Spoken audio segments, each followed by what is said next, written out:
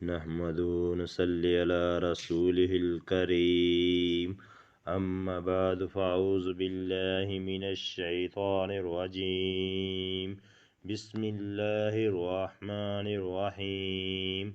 روزے کی حالت میں بیوی سے بوسہ کنارہ کرتے ہوئے بیوی کا لعاب حلق میں اتر جائے تو روزہ ٹوٹ جاتا ہے۔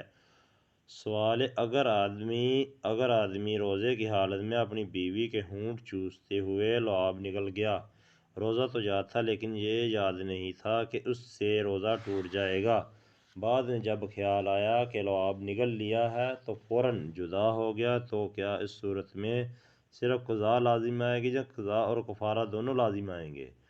جواب: میاں بیوی میں سے کسی ایک نے روزے کے دوران دوسرے کا تھوک نگل لیا تو روزہ فاسد ہو جائے گا اور قضا اور کفارہ دونوں لازم ہوں گے۔